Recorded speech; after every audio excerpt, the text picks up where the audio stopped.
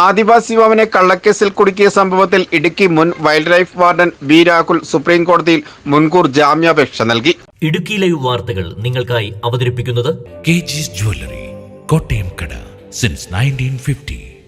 ഹർജി പരിഗണിച്ച കോടതി എതിർ സത്യവാങ്മൂലം നൽകുവാൻ കള്ളക്കേസിൽ കുടുങ്ങിയ കണ്ണൻപടി മുല്ലപ്പുത്തൻപുരയ്ക്കൽ സരുൺ സജിക്ക് ഒരാഴ്ചത്തെ സമയം അനുവദിച്ചു. വിചാരണ കോടതി മുതൽ ഹൈക്കോടതി വരെ മുൻകൂർ ജാമ്യം നിഷേധിച്ചതിനെ തുടർന്നാണ് രാഹുൽ സുപ്രീം കോടതിയെ സമീപിച്ചത്. ഇയാൾ ഇപ്പോഴും ഒളിവിലാണ്.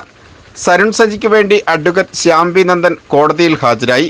2022 നവംബർ 20-നാണ് കാട്ടിറച്ചി കടത്തി എന്നാരോപിച്ച് ആദിവാസി യുവാവായ സരുൺ സജിയെ വിളിച്ചു വരുത്തി വനം വകുപ്പ് ഉദ്യോഗസ്ഥർ അറസ്റ്റ് ചെയ്തത്. പിടിച്ചെടുത്ത മാംസം വന്യജീവിയുടേത് അല്ലെന്നും കേസ് കെട്ടിച്ചമച്ചതാണെന്നും കണ്ടെത്തിയതോടെ സരുൺ സജിക്കെതിരെ രജിസ്റ്റർ ചെയ്ത കേസ് വനം വകുപ്പിൽ പിൻവലിക്കുകയും ചെയ്തു. തുടർന്ന് wild life warden B Rahul, Kizhukanam range forester T Anilkumar ഉൾപ്പെടെ 13 ഉദ്യോഗസ്ഥർക്ക് എതിരെ പട്ടികജാതി പട്ടികവർഗ പീഡന നിരോധന നിയമപ്രകാരം പോലീസ് കേസെടുക്കുകയും വനം ഉദ്യോഗസ്ഥരെ സർവീസിൽ നിന്നും വനം വകുപ്പ് സസ്പെൻഡ് ചെയ്യുകയും ചെയ്തിരുന്നു. Idukki live news, Idukki. Idukki live വാർത്തകൾ നിങ്ങൾക്കായി അവതരിപ്പിച്ചത്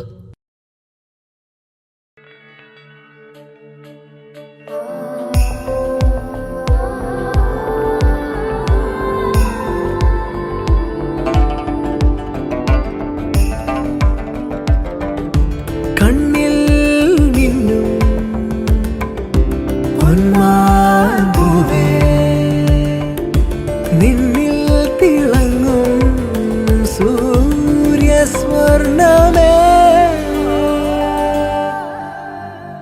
പ്രിയപ്പെട്ടവരുടെ സന്തോഷം പരിശുദ്ധമായ പൊന്നിലൂടെ.